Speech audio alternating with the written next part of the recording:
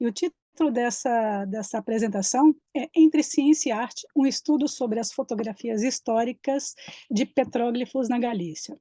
Bom, eu vou iniciar essa apresentação ah, mostrando qual é o meu objeto, qual foi o meu objeto de estudo durante um ano, mais precisamente no ano da pandemia.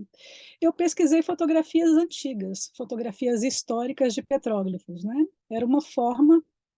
Bom, esse trabalho foi realizado no âmbito de um mestrado em Portugal, pelo Instituto Politécnico de Tomar, e pelo fato de ser fotojornalista e estar fazendo um mestrado em fotografia, aliás, em arqueologia, para mim nada mais conveniente do que juntar, não é, essas duas ciências ou esses dois campos de estudo que me são tão caros. Bom, essa fotografia que eu estou segurando é uma fotografia datada de 1917 e se vocês perceberem, ela incomoda. Essa fotografia é uma imagem que incomoda porque nós vemos uma fotografia que é muito antiga, uma fotografia, portanto, que tem mais de 100 anos, que, de certa forma, oferece uma nitidez, né, as gravuras rupestres, elas oferecem uma nitidez que são misteriosas, né? Que nitidez é essa para uma fotografia de 100 anos atrás? Bom, esse foi um dos fatores que motivou esse estudo. Em primeiro lugar, não é? Onde fica esse local? Onde ficam esses petróglifos? Esses petróglifos, né, ou gravuras rupestres, eles se localizam na Galícia, no noroeste da Espanha. Nesse mapa nós vemos, né, em vermelho, ou seja, fica ao norte de Portugal, né? Então, para eu poder fazer esse estudo, o que me motivou, então, na verdade, foi um livro chamado Corpus Petrogliforum Galiciae, que seria o Corpus de Petróglifos da Galícia. Esse livro, nós estamos vendo aqui no monitor, é uma edição recente, é uma edição facsimilar, não é? Ou seja, foi feita a partir de um original, foi elaborado em 2020. Só que o que acontece? Desculpe, foi elaborado no ano 2000, então, portanto, tem 23 anos, a partir da reprodução de um livro de 1935, ou seja, 65 anos depois, foi reeditado um livro. Mas vejam só a qualidade de fotografias que tem nesse livro. À direita, vocês veem uma fotografia. Então, é uma fotografia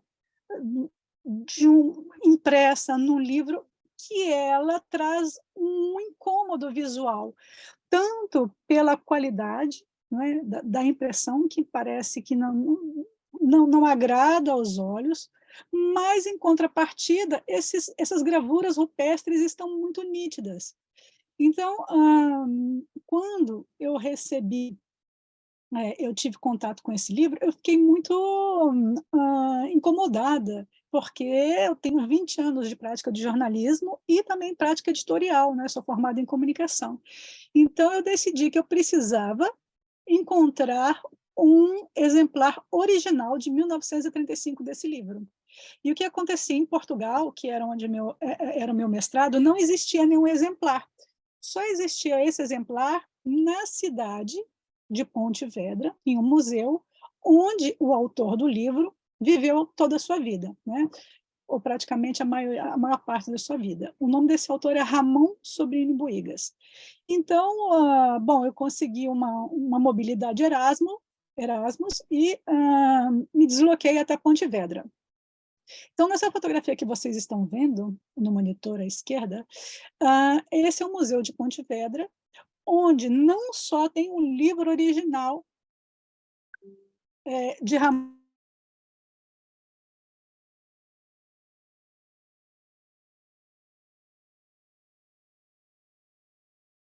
mas também havia algumas fotografias impressas em papel, fotografias históricas, ou seja, fotografias originais feitas pelo próprio fotógrafo.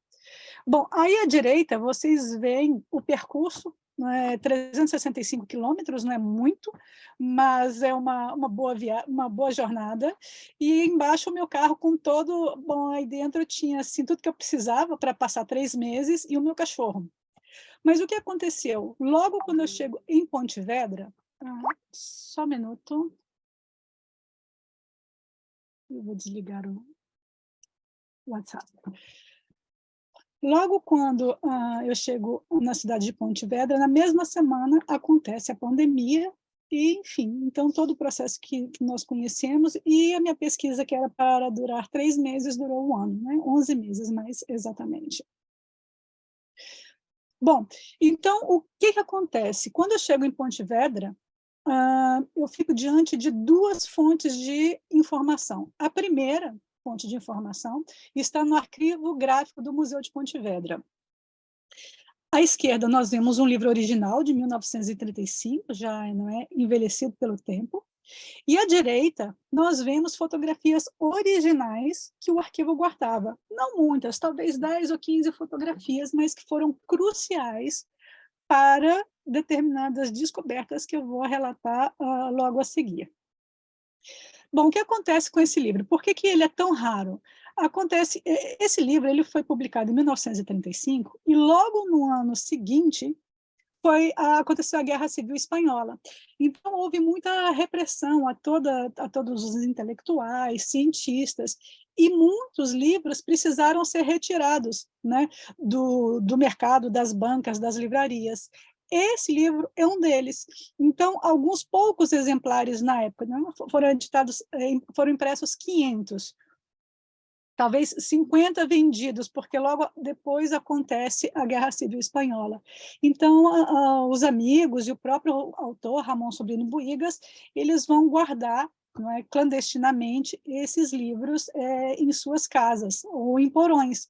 Então, por isso esse livro é muito raro e não havia nem um exemplar em Portugal. Né? Então, ele ficou um livro que é uma obra-prima, mas ele ficou oculto praticamente 65 anos, até sair a edição facsímila no ano 2000, ou seja, 65 anos depois, é muito tempo.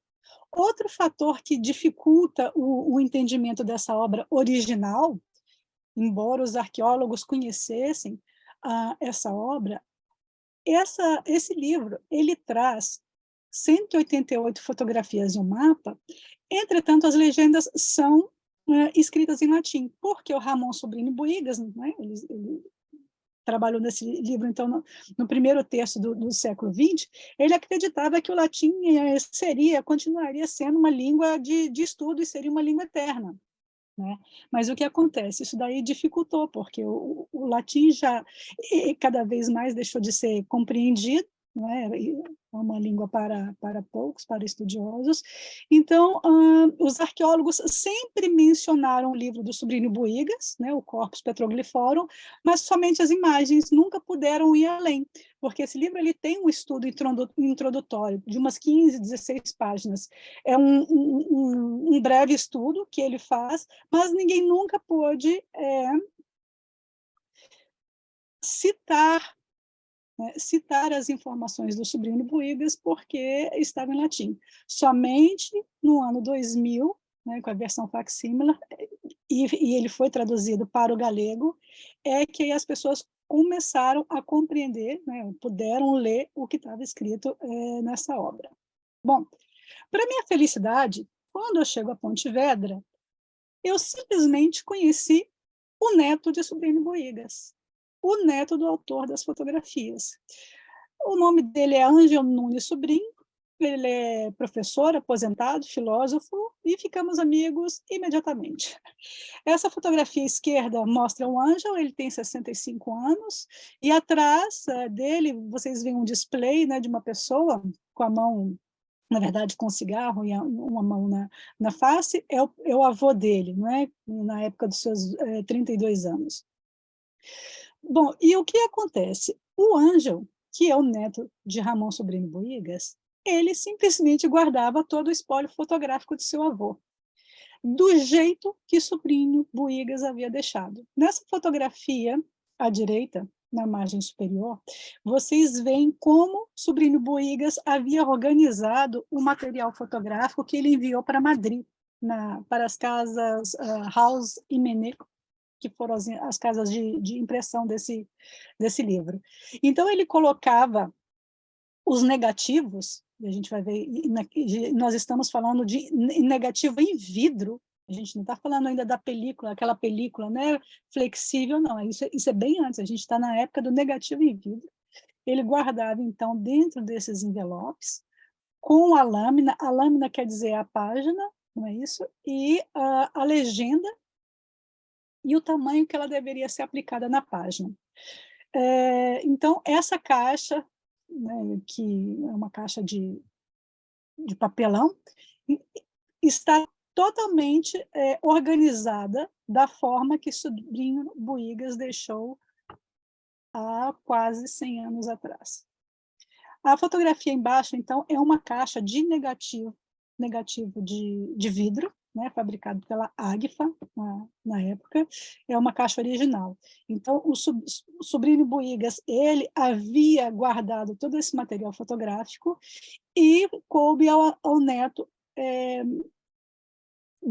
descobrir isso em determinado momento, onde se foi dividir os bens, enfim, né, e foram ver o espólio do avô, e ele, sensibilizado, porque já havia também feito um curso de fotografia, quis ficar com todo esse material, e, enfim, e ele começa, então, a mergulhar no universo do avô, e vai escrever artigos, e vai a fundo no material do avô. Ele é o único autor que escreveu sobre o Sobrinho Boigas, e em seguida fui eu, através desse trabalho que eu estou apresentando para vocês. Bom, reunidas as duas fontes, vou voltar, então as duas fontes foram fotografias do próprio livro, fotografias em papel e negativos em vidro. Eu parti, então, para a análise das imagens. Eu recolhi quase 4.000 fotografias. Para quem é fotógrafo, se tem algum fotógrafo assistindo essa apresentação, deve conhecer o Adobe Photoshop Lightroom, que é um programa destinado a fotógrafos profissionais, porque ele permite organizar um grande fluxo de imagens, ou seja, é muito fácil trabalhar 4.000 imagens. Agora, trabalha 10 no Photoshop, que loucura que vai ser se o computador não der um problema. Então, o Lightroom, ele é um software desenvolvido para isso e que permite vários arranjos de fotografias no computador para que a gente possa fazer a comparação, porque uma das bases do trabalho da arqueologia é a comparação. Bom, então, eu tenho uma fotografia, por exemplo, eu tenho uma fotografia, ok, eu tenho uma fotografia, por exemplo, como essa primeira, que nós vemos à esquerda, eu posso colocar essa imagem dentro de uma pasta que se chama Petróglifos, dentro de uma pasta que eu posso dar o nome de tipologia, então posso colocar tipologia de círculos concêntricos, eu posso colocar essa fotografia na própria região onde ela aparece, ou seja, é uma única fotografia, eu posso colocá-la, distribuí-la em 10, 15, 20, 30 pastas diferentes, sem duplicar a imagem no computador. Então, esse é o grande pulo do gato desse software. Ele permite, então, diversos arranjos, diversas combinações de uma mesma imagem, para que se possa fazer um trabalho comparativo, sem duplicar a foto no computador. Bom, então, o que eu passei a descobrir depois de organizado esse fluxo de imagens? Eu descobri algumas informações que estavam ocultas há 65 anos. Como assim? Né? Essas informações, elas estavam ocultas aos olhos do leitor, por quê? Primeiro motivo, pelo próprio caráter tecnológico da indústria gráfica. Né? Essa fotografia que nós estamos vendo é uma página do livro Facsímile, publicado em 2020, que é uma reprodução, né? O que é uma edição facsímile? É uma reprodução do primeiro, ou seja, eles fotografaram a página da primeira edição e imprimiram esse livro. Então, veja, eu tenho uma fotografia na parte inferior, são os petróglifos da Serrada da Chaveira. Ok. E estou segurando um negativo que eu encontrei num daqueles envelopes da Caixa, né? Em seguida, eu fotografei esse negativo e positivei ele no Photoshop para poder ver melhor. Então, veja bem, veja a qualidade da imagem impressa na página e veja a qualidade da fotografia. Ou seja, nós temos uma infinidade de informações transmitidas nessa fotografia.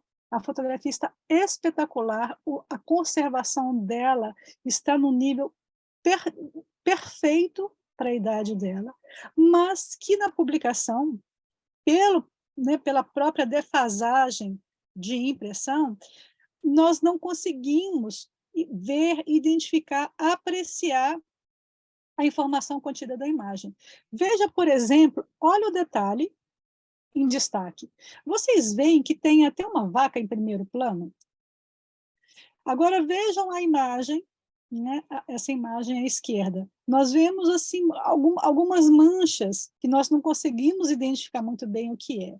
Mas quando nós vamos ao negativo, ou seja, nós estamos falando de um negativo de quase 100 anos, nós vemos detalhes da paisagem, nós vemos um animal, nós vemos um muro de pedras secas, nós vemos atrás a estação rupestre e vemos os petróglifos com grande nitidez. Claro, ele recebeu um tratamento, e nós vamos falar sobre esse tratamento logo em seguida. Então, o que eu quero chamar a atenção é que havia muitas informações durante todos esses anos, e ainda há, porque a qualidade de impressão deixou a desejar. O fotógrafo, aliás, o pesquisador que tem em sua mão a edição original de 1935, ele ainda pode contemplar imagens melhores, mas são pouquíssimos exemplares, né? Como eu disse, por exemplo, em Pontevedra só tem 2 no museu, certo? Então, é algo que é muito complexo. O acesso realmente ao livro só se deu 65 anos depois, e é com essa qualidade que nós estamos vendo aí na imagem esquerda. Bom, outro motivo de informações ocultas ou informações veladas ao leitor vamos dizer, é um detalhe inexorável de quem trabalha em redação de um jornal, de uma revista, ou de uma editora, que é o corte editorial, é o que a gente chama de corte editorial. Então, às vezes, a gente quer privilegiar uma imagem, uma fotografia, mais um detalhe da imagem, e a gente acaba dando um corte, aplicando um corte àquela imagem, que pode perder muita informação. Então, veja, esse petróglifo que nós estamos vendo, da Casa da Vela, ele está perdido ou não foi identificado até os dias atuais. Mas a fotografia que estamos vendo no monitor é a fotografia do livro, correto? Mas, se nós recorrermos ao negativo, olha quantas informações nós temos desse ambiente. É muito provável que, se esse petróglifo ainda existe, ele agora possa ser identificado. É uma possibilidade. Então, vocês estão vendo, né? Quem trabalha com comunicação e ouvindo a comunicação, e na época não eram fotografias digitais, né? A gente mandava as fotografias preto e branco para a redação, junto, né, com a matéria, né, com a pauta dobradinha e a fotografia no meio.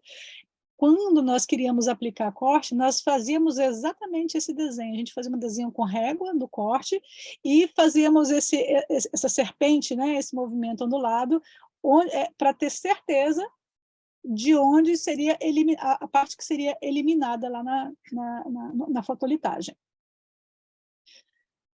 Bom,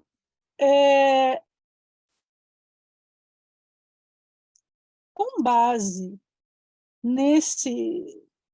nessas particularidades que o negativo fotográfico pode oferecer, eu comecei a refletir sobre isso e dei um nome para essa, vamos dizer, para essa metodologia de trabalho.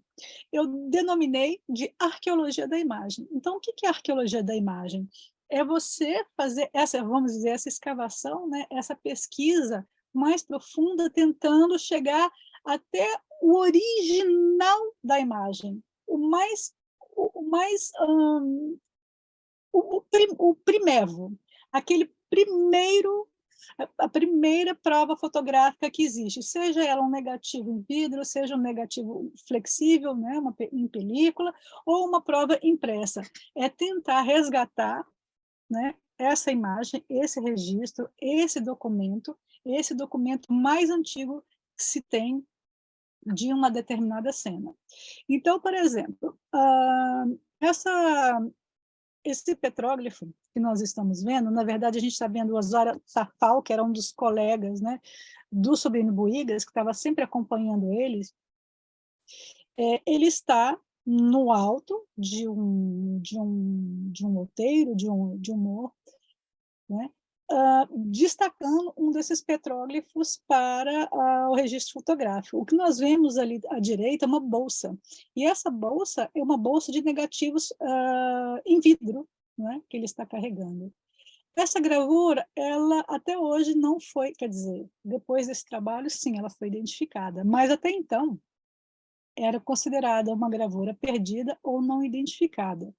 Mas, se a gente, né, se o pesquisador puder utilizar essa metodologia de arqueologia da imagem, né, e chegar à imagem primeva, outras informações poderão vir à tona. Por exemplo, nós estamos vendo ali a ria de Pontevedra. Qualquer investigador ou qualquer pessoa que mora em Pontevedra sabe onde se localiza esse local.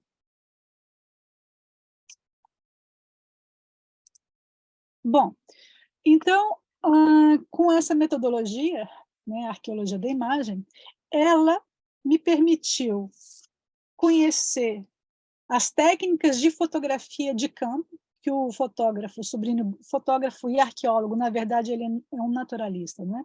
Que ele utilizou, né? Quais foram as técnicas, como é que ele fotografou em campo, porque a gente está falando de 1917 a 1929. De certa forma, a fotografia tinha ali 60, 70 anos de idade.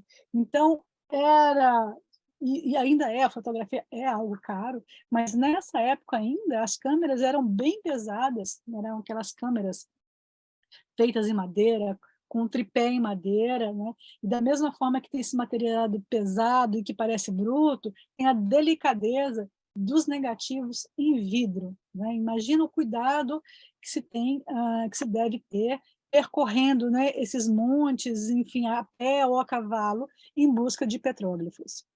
Bom, então, além de perceber alguns detalhes de como o Sobrinho Buigas ele trabalhou a fotografia, né, no campo, no sítio arqueológico, também foi possível descobrir quais foram as técnicas que ele usava em laboratório fotográfico e que deixavam a imagem tão nítida.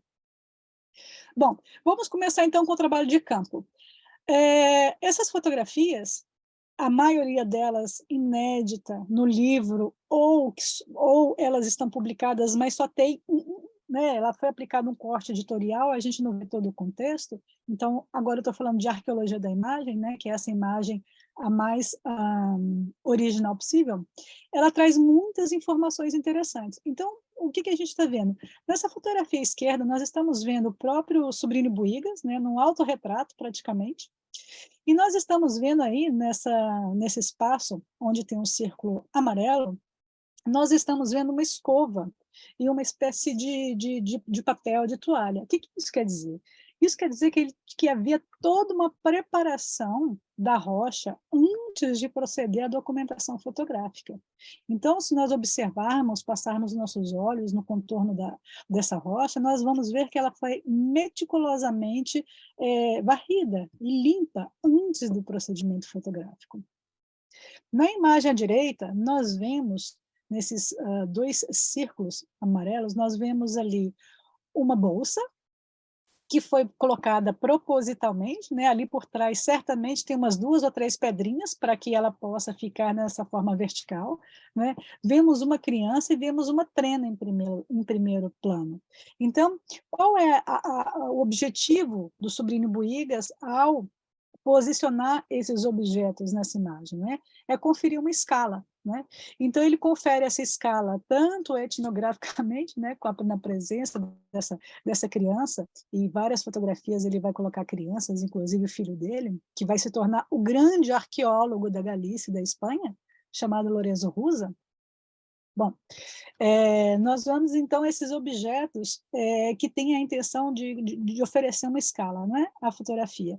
E a fita métrica, para ele, era muito importante, porque depois ele realizava, né, alguns desenhos, e para ele era muito importante ter essa medida. Na fotografia de baixo, nós vemos também uma bússola. Claro, ela confere escala e também nós já vimos a preocupação científica do Sobrinho Boigas em, né, ter a orientação, né, tanto do sítio arqueológico quanto da direção das gravuras, porque ele vai escrever isso no texto introdutório dele, publicado no livro. Ainda sobre o trabalho de campo, a arqueologia da imagem me permitiu conhecer como ele tratava as gravuras rupestres, né, aquelas imagens. Então, nessa imagem à esquerda, nós já vimos que é o colega dele, nós vemos ele em plena ação. Ele está com uma espécie de giz escolar, né, em espanhol se fala tiza, e ele está destacando, né, os sulcos gravados na pedra. Vale observar que isso é uma prática condenável, né? Claro, porque imaginem só, se cada pessoa pega um giz que seja e passa, né, e repete o contorno na rocha, com o passar dos anos, não vai mais haver, né, a mesma imagem, por vários motivos. Primeiro, porque pode ser uma rocha sedimentar e ela vai se soltando, e nem sempre o que a gente pensa, não é, que seria o desenho, ele corresponderia ao desenho original. Então, o que nós estamos vendo é uma prática hoje condenável, tá? Mas agora a gente está voltando no tempo e estamos apresentando então, esse trabalho documental. E o que nós descobrimos, né, através da arqueologia da imagem. Bom, ainda na fotografia de baixo, nós vemos o Lombo da Costa, né, um sítio sensacional, com vários motivos de círculos concêntricos, cortados por linhas e associados a outros círculos. Realmente é uma coisa espetacular. E nós vemos aí a criança, né, que é o Lorenzo Rusa, é o filho dele, vai se tornar o grande arqueólogo da Galícia, posteriormente, ele posando para fotografia e confere também escala fotografia. Bom, então nós vemos todos os petróglifos, né, todas as gravuras destacadas, né, com tiza. Outra forma de destaque das gravuras, também condenável, claro, atualmente, né, era o chamado Blanco de Espanha, que era uma espécie de pó calcário que poderia ser diluído em água, né? Então, nós vemos nessa fotografia à direita, nós vemos ali nesse destaque amarelo, nós vemos, inclusive, um balde, né? Um balde, ele foi destacado para a imagem de baixo, nós vemos um balde com uma espécie de tecido e um arame enrolado. Também vemos à esquerda desse detalhe, nós vemos aqui várias matérias-primas, não é? Que podem ser giz ou a forma como eram vendidos, né, esses blancos de Espanha. Bom, e para que é esse arame? Esse arame, ele fazia parte de um segundo momento, um segundo trabalho que o Sobrinho Buigas fazia, que eram réplicas em gesso de algumas rochas. A gente vai ver isso mais na frente. Ainda sobre o tratamento das gravuras, em relação à cor preta, vejam só nessas 2 primeiras fotografias da parte superior, como elas estão, né, tão nítidas.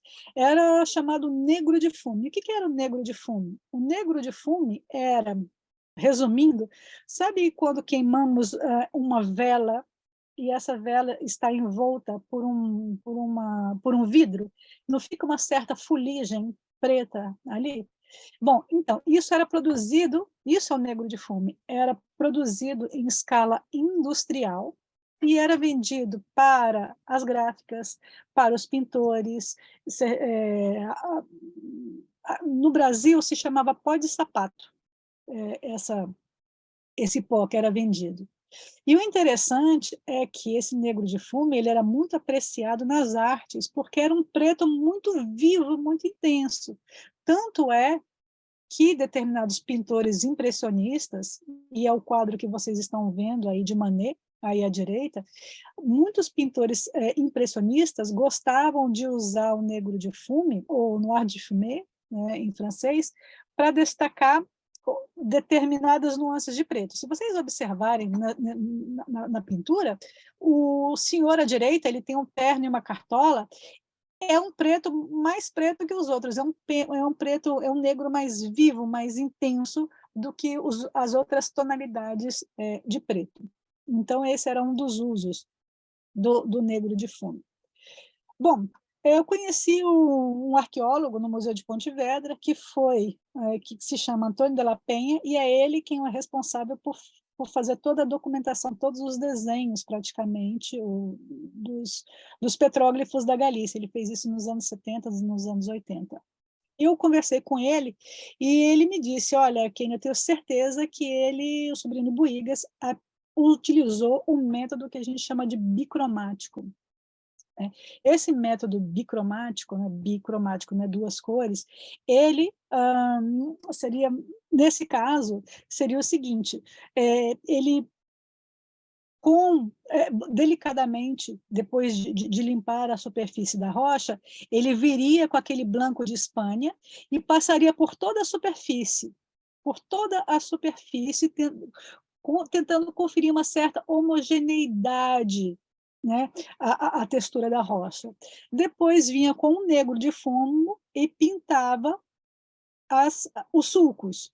Então ficavam essas duas cores, né? Era esse contraste que ele buscava para que pudesse ficar nítido na fotografia. Então essas duas fotografias inferiores ilustram esse método bicromático. Ele pode ter sido o primeiro a ter usado esse método, que é um método muito conhecido na arqueologia. Bom, outra técnica fotográfica, observando, né, essas imagens, é o seguinte, e que me intrigou foi essa fotografia. Existe uma técnica na fotografia que se chama plongée, plongée e contra-plongée. O plongée é uma palavra que vem do francês que significa mergulho, né? Então, é como se eu estivesse mergulhando na imagem. Então, eu tenho essa imagem vista de cima para baixo. E contra-plongée seria o contrário, né? É uma imagem vista de baixo para cima. Então, como que ele teria feito essa imagem, né? Ele teria subido numa árvore com um equipamento fotográfico super pesado e um tripé? Eu acho pouco provável. Ele só poderia ter usado uma escada. Mas como vou provar ou passar perto de alguma coisa que se pareça escada? Bom, deixa eu fazer uma análise, aliás, uma analogia com a arqueologia. Na arqueologia, nós temos o que nós denominamos de estruturas negativas. O que são estruturas negativas? São estruturas em uma determinada estratigrafia,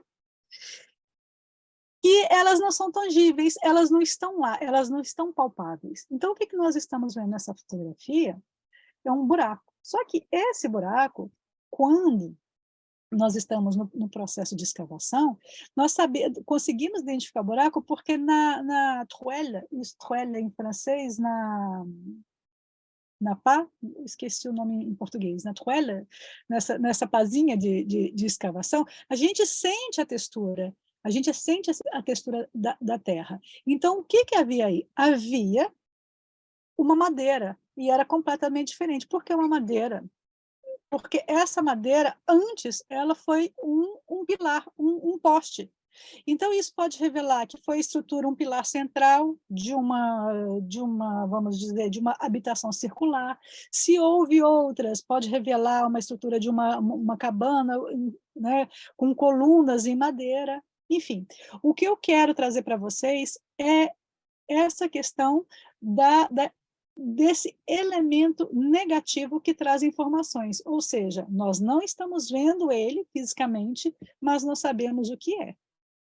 Então, se eu comparar com a fotografia, eu comecei a procurar que elementos intangíveis ou elementos que eu não estou vendo na fotografia, mas que me pode trazer informações. Bom, eu já sabia que eu estava procurando uma escada, né? Então isso também conduziu o meu pensamento. Essa fotografia que eu trago do lado da fotografia de Sobrinho Buigas é uma uma fotógrafa chamada Matilda Anderson. Ela fotografou na mesma época que Sobrinho Buigas e no mesmo local, só que o trabalho dela, ela fazia um trabalho para a Hispanic Society americana, ela é americana, estadunidense, ela foi à Galícia para poder fotografar pessoas, paisagens, monastérios e igrejas da Galícia. Essa fotografia que nós vemos à direita, então, mostra Matilda Anderson com o equipamento dela numa escada, fazendo uma fotografia zenital de uma sepultura em pedra. Então, ou seja, esse teria sido o método, né, para fazer uma fotografia em ângulo plongé que Sobrinho Buigas também teria usado. Bom, então, fazendo aquela analogia com a estrutura intangível, né, aquela estrutura negativa, eu comecei a olhar novamente todos os 500 negativos guardados pelo o neto de Sobrinho Buigas. E qual foi o resultado? Nessa fotografia que não está publicada no corpus, né, no livro, essa fotografia ela mostra a sombra de uma escada. Então, por isso eu quis trazer aquela analogia com a estrutura negativa, porque é a mesma coisa, né? É um processo, né?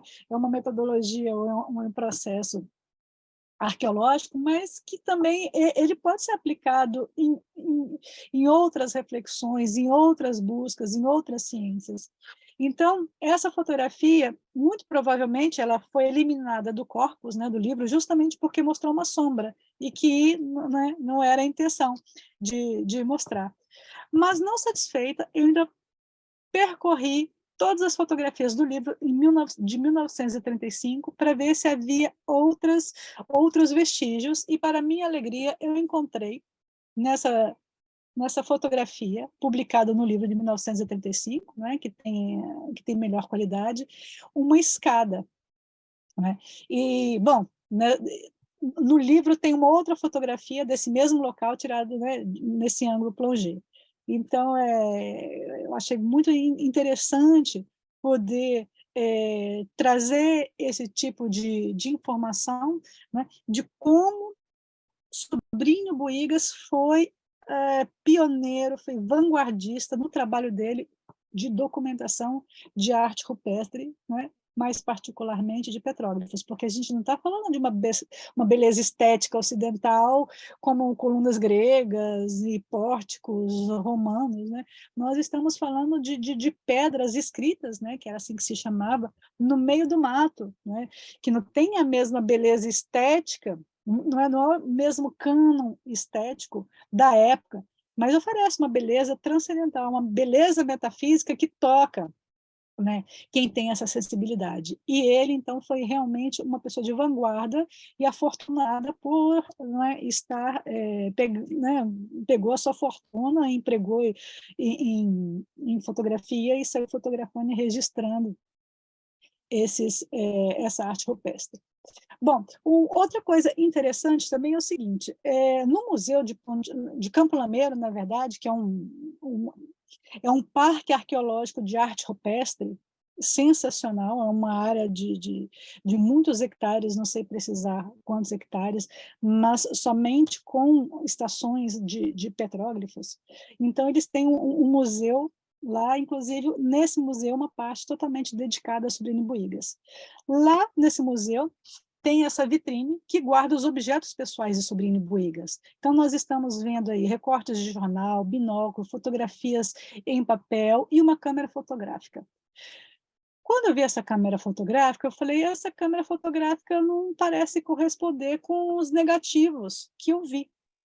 Eu comecei a pesquisar sobre essa câmera fotográfica e constatei que é uma câmera fotográfica chamada Inus 3. Desculpa, uma Voigtlander Inus 2. E essa câmera, ela foi publicada, ela foi lançada, desculpa, ela foi fabricada somente entre 1931 e 1931, 32 a 33. Ou seja, as fotografias do corpus foram produzidas em 1917. Então, certamente não seria essa câmera aquela utilizada para fotografar no livro. E outro aspecto interessante é que dizia, né, na legenda que tem nessa vitrine fotográfica, está dizendo que essa foi a câmera que o Sobrinho Buigas utilizou para fazer a documentação fotográfica. E eu tinha certeza que não era. Bom, a partir dessa hipótese, eu voltei novamente ao espólio fotográfico, né, original, do fotógrafo, e comecei a medir os negativos. E eu percebi que havia 10 tipos de negativo, que é o que está representado nesse gráfico à esquerda, 10 tipos de negativo. Sendo que, não sei se vocês conseguem ver, mas existem aqui 3 formatos de negativo sublinhados em amarelo. Eles, sim, correspondem a esta câmera, mas a maioria que nós vemos aqui, com 24, eles não correspondem a essa câmera. Opa, então eu já tinha, né, um indício de que realmente essa câmera não teria sido usada no equipamento de campo de Sobrinho Buigas. Bom, na sequência, recorrendo à arqueologia da imagem, eu resolvi olhar novamente todos os negativos originais, os negativos em vidro. E, para minha alegria, eu encontro essa fotografia, que é inédita no livro, mas que traz o quê? Traz uma estrutura intangível, uma estrutura em negativo, que é a sombra de uma câmera fotográfica utilizada, né, na produção dessa imagem. Inclusive, nós vemos até o tripé dessa câmera fotográfica. E qual que é a importância de saber qual era o equipamento, né, utilizado? Eu acho que a importância realmente, vou falar novamente, é verificar, ressaltar a importância do trabalho que esse homem fez no primeiro terço do século XX. Nós estamos falando aí, as fotografias dele, a maioria, a primeira fotografia aparece em 1917, vai até 1929, as fotografias, pelo menos, que ele assina no negativo e põe a data. Então, vejam como era fazer uma documentação fotográfica como essa há quase 100 anos atrás. Nós estamos vendo aí, nesse quadrado amarelo, é a fotografia que saiu publicada, né? Então, se nós vamos, né, para a arqueologia da imagem, nós vemos toda uma paisagem, né, se revelando, e não só paisagem. Veja quantos instrumentos nós temos, né, espalhados aí perto dessa rocha. Nós vemos 4 chapéus, né, que correspondem às 3 personagens da fotografia, mais o Sobrinho Buigas, né, que está fotografando. E nós vemos também uma grande caixa aberta com tripé, que parece muito bem corresponder com a imagem precedente, que é essa fotografia, né, onde ficou gravado a sombra da câmera fotográfica. Então, nós vemos, eu não sei se vocês conseguem ver quando eu mexo o meu mouse, mas dá para ver aqui o tripé atado, né, a essa grande caixa portadora, né? A gente chama de case, né, na linguagem fotográfica. Bom, já no final da minha pesquisa, na minha última semana de Pontevedra, eu fui na casa do Ângelo, do Neto, e sobre a mesa tinha uma fotografia, e quando eu peguei essa fotografia eu quase desmaiei. Porque essa fotografia, na verdade, é uma cópia, e ele não se lembra como essa cópia chegou até lá, Mas essa fotografia, ela simplesmente mostra Sobrinho Buigas, muito orgulhoso, né, de sua câmera fotográfica, né, e que corresponde àquela que nós vimos anteriormente, né, o formato dela, corresponde a essa câmera que nós vemos através da sombra. Para me certificar de todas essas informações, eu submeti todas essas fotografias a técnicos, professores de fotografia do Instituto Politécnico de Tomar, né? São professores especialistas em fotografias históricas e eles confirmaram realmente, né, é, a correspondência desses equipamentos fotográficos. E no campo à esquerda, nesse círculo à esquerda, nós vemos o que a gente chama de chassi. Esse chassi era uma estrutura em ferro onde a gente colocava o negativo em vidro e inseria dentro da câmera. Elas, sim, correspondem à maioria das fotografias, a maioria dos negativos, né, que eu vi em mãos, né, que eu vi e que estão conservados com o Ângelo. E também tem esse aparato, e eu não consegui, ninguém conseguiu identificar esse aparato retangular e muito grande, mas eu imagino muito bem que pode ser alguma coisa de um laboratório fotográfico portátil. Para poder, né, ter essa certeza, realmente teria que investigar profundamente, porque é um equipamento muito antigo. Bom, o fato, então, é que o Sobrinho Buigas utilizou o que a gente chama de field camera, né, que são as câmeras de campo, né, para poder fazer o trabalho dele, e não aquela câmera levinha chamada Inus Voigtlander.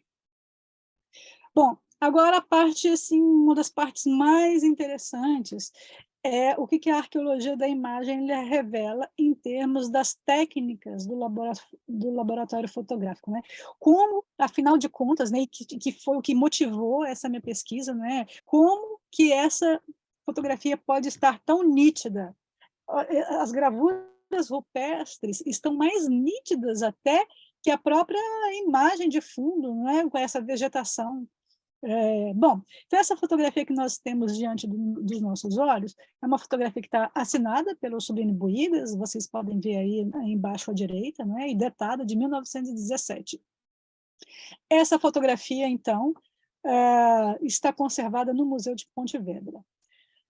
Logo que eu vejo essa fotografia, eu pedi, então, um contador de fios, né, uma lupa. Né? A gente usa muito isso no jornalismo, usava bastante para poder ver determinados detalhes nas fotografias. Eu pedi a gentileza de me emprestar um conta-fios e comecei a observar, abri a janela e fui observar essa fotografia com a janela aberta, de forma que pudesse entrar bastante luz e fizesse reflexo no próprio papel fotográfico, como se eu estivesse examinando toda a textura do papel fotográfico. E vejam só o que se revelou. O que nós temos diante dos nossos olhos? Simplesmente nós percebemos através dessa, né, depois eu fiz algumas fotografias de detalhe, uma técnica fotográfica que o Sobrinho Buigas utilizou para realçar essas figuras. Ele utilizou canetas e pincéis sobre a fotografia. Na linguagem fotográfica, a gente chama isso de retoque. Parece uma coisa muito banal, mas o retoque ele surge paralelamente ao próprio advento do retrato, não é? Porque ela permitia tirar certas imperfeições de um rosto, ou mesmo melhorar, né, os tons de cor de uma fotografia.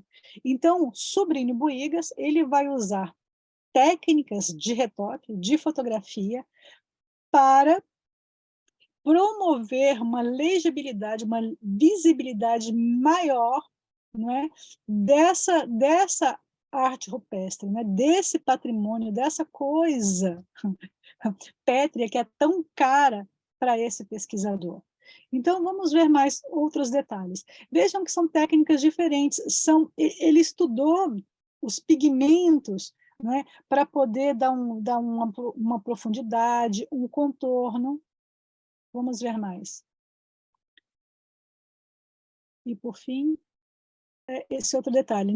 Nesse último detalhe, não sei se vocês conseguem perceber, mas aqui ele usou algo cortante, como se fosse um estilete, para poder fazer sulcos no próprio papel fotográfico. Então, o que o Sobrinho Buigas ele está fazendo aí? Na verdade, ele está repetindo o gesto de homens e mulheres pré-históricos que gravaram essas rochas. Só que não é, ele está fazendo isso quantos anos depois, né, quantos séculos depois, mas não sobre uma rocha, mas sobre um papel fotográfico com delicados instrumentos contemporâneos, né? Mas em termos, a ideia é a mesma, ele está reproduzindo, né, ele está repetindo o gesto imemorial desses homens e mulheres que gravaram e deixaram essa mensagem, né, nessa estação rupestre. Aqui tem uma fotografia de detalhe que dá para ver essa combinação dos riscos, né, dos sulcos feitos com objeto cortante, junto com o pincel, né, com as pinceladas.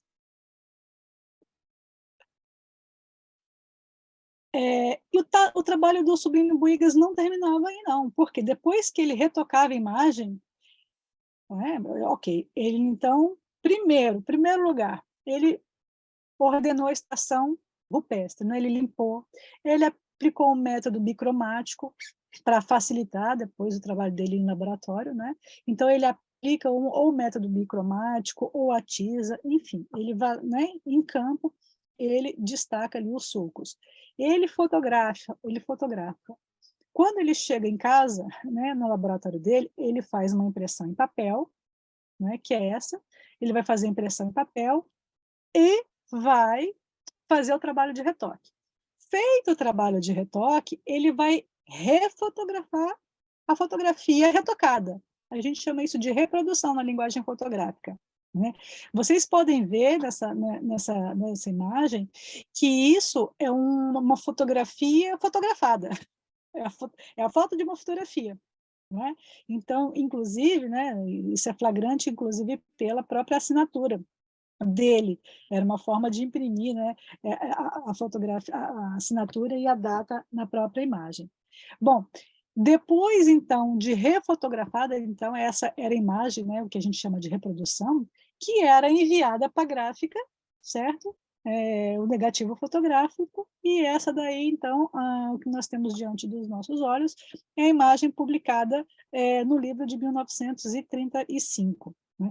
Então, foi revelado, né, esse mistério, como que essas imagens puderam ser estar tão nítidas. Então, foi um conjunto de técnicas, né, que esse homem utilizou para poder oferecer essa gentileza aos olhos do leitor.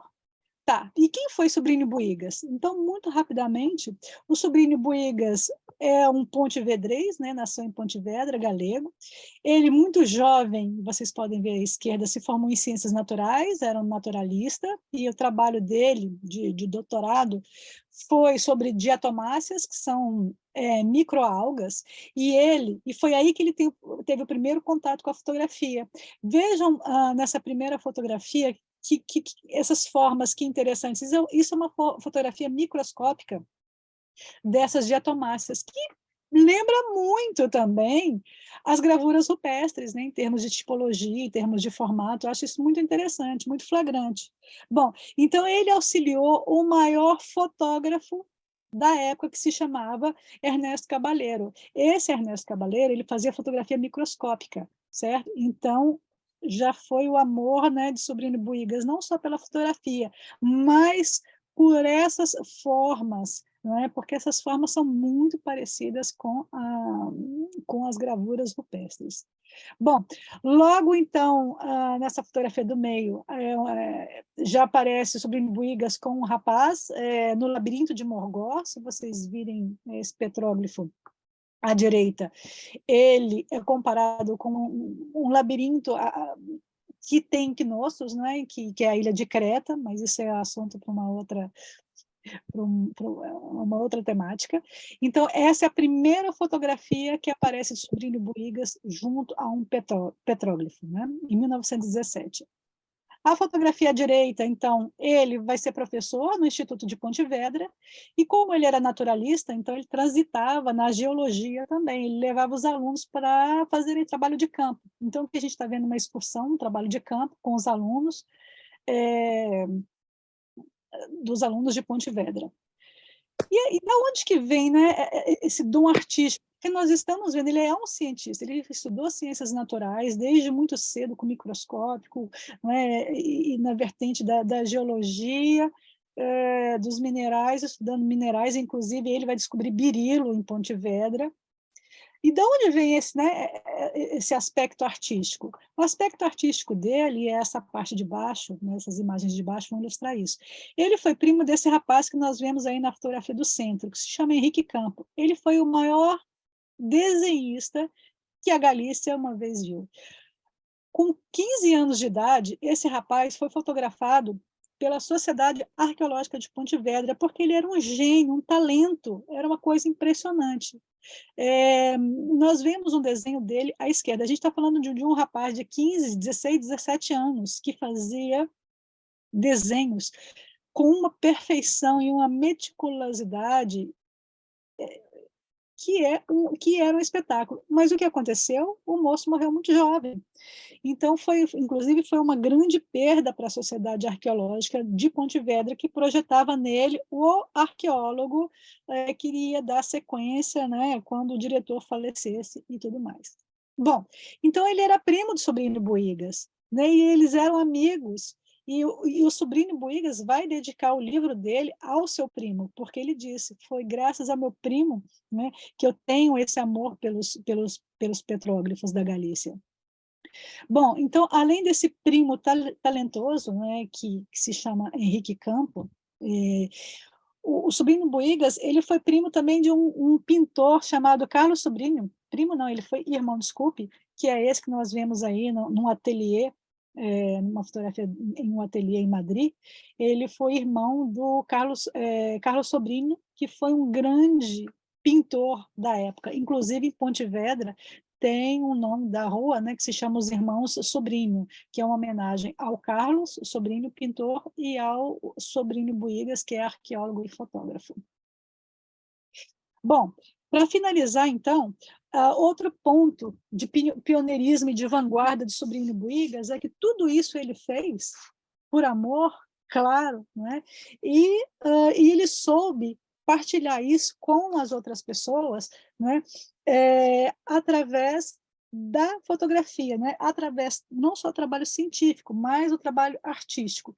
Então, ele promoveu a difusão e a comunicação desse patrimônio arqueológico nessa vertente entre ciência e arte. Como? Através de quê? Quais foram os meios que esse homem utilizou nessa época? Bom, ele começou publicando artigos desde muito cedo. Logo quando ele pega a câmera fotográfica, lá em 1917, faz as primeiras fotos, ele já começa a corresponder com uma revista de Ponte Vedra, sempre alimentando a revista durante 5 a 6 edições, com fotografias e desenhos. Outro ponto que ele promovia a difusão através da fotografia eram cartões postais. Ora, a gente está falando de 1920, 1925, né? No caso, esse postal que nós estamos vendo à direita é 1919. O cartão postal, ele era um objeto social, não é? Ou seja, o Sobrinho Buigas estava em Ponte Vedra e enviava um cartão postal para um pesquisador na França. Então, além dele transmitir a mensagem dele, ele estava ilustrando, não é, aquilo, né? O conteúdo da mensagem. E o interessante é que nessa época eram vendidos, né, conjuntos, né, de papéis né, de cartão postal que a gente revelava em casa mesmo, no próprio laboratório. Então, o Sobrinho Buigas, e eu acho que ele realmente teve um laboratório fotográfico, ele escolhia as fotografias, né, ele revelava as fotografias em cartão postal e escrevia para os pesquisadores mais importantes da época, né? Mantinha essa correspondência. Outra coisa, outra forma de mostrar o patrimônio é que, enquanto ele foi professor do Instituto de Pontevedra, ele foi professor e depois diretor, ele lecionava e ele fazia esses diapositivos, que hoje é o que a gente está vendo agora, né? É um PowerPoint. Mas antigamente existia um equipamento, né, um retroprojetor, onde eram projetados essas imagens, né? Então, aqui ele fez uma montagem de dois petróglifos, né, de duas gravuras rupestres, e isso está conservado em condições fantásticas, né, graças ao neto dele. Bom, um outro procedimento que ele fazia era fazer moldes em gesso de algumas rochas. Sobrinho Buigas ele foi professor durante 1 ou 2 anos da Escola de Artes e Ofícios de Santiago de Compostela.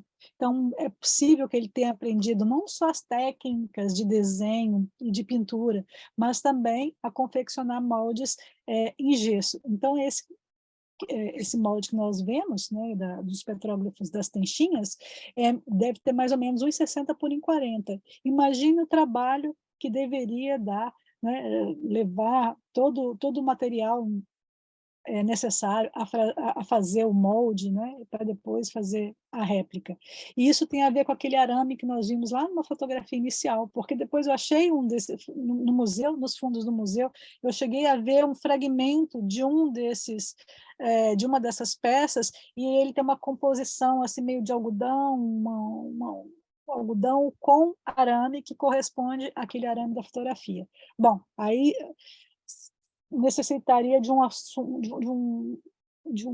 aprofundamento, né, para poder saber como teria sido a técnica de Sobrinho Buigas, para poder fazer esse material. Mas eu acho que ele fez trenós, porque eu achei negativos de trenós para campos, né? Não um trenó para gelo, mas trenó para condições de mato.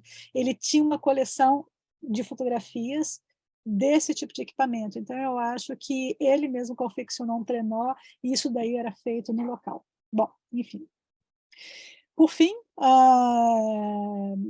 ele, como eu disse, né, ele dedicou a sua vida, então, aos petróglifos da Galícia. O que nós estamos vendo, então, são moldes, né, essas réplicas em gesso que ele fez ao longo da vida dele, com uma exposição fotográfica, e simplesmente ele inaugurou, não é, em 1929, um museu consagrado à pré-história e à arte rupestre, no Instituto de Pontevedra, onde ele lecionava. Muito possivelmente é um dos primeiros, se não o primeiro, da Península Ibérica, não tenho certeza, teria que averiguar. Mas é um dos primeiros museus dedicados à arte, exclusivamente à arte rupestre na Península Ibérica. Então, essa fotografia que nós estamos vendo é de 1929, logo na ocasião de inauguração, né? E aqui nessa fotografia nós já vemos o sobrinho Buigas no auge de seus 40 e poucos anos. Vejam a quantidade de moldes em gesso que ele fez nesse inteirinho. Vejam, aqui nós estamos vendo então a maior réplica em gesso que é são os petróglifos das Tenchinhas, né? Que está ao lado dele, de 1,60 por 1,40. Agora vejam essa réplica, né, horizontal, o tamanho que é em comparação à outra, deve ter quase 3 metros, né? Esse molde.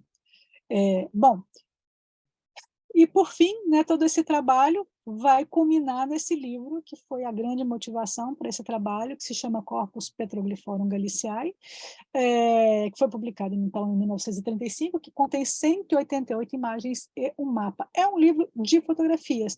Muito possivelmente é o primeiro livro exclusivamente fotográfico de petróglifos que se tem notícia. Na minha pesquisa, eu não encontrei nenhum outro trabalho, a não ser do Bicknell, um italiano, um padre, mas as fotografias não são, sei lá, são poucas fotografias e com uma qualidade bem ruim, mas tem mais um caráter descritivo do que imagético. Bom, nesse último slide, então, eu vou mostrar para vocês, vou folhear aqui o livro da versão facsímile.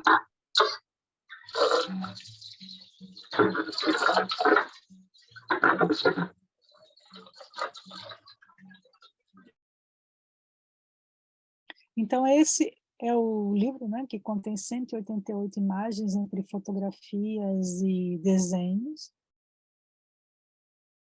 E isso soma 19 anos de trabalho desse homem chamado Ramon Sobrinho Buigas, que dedicou a sua vida aos petróglifos da Galícia.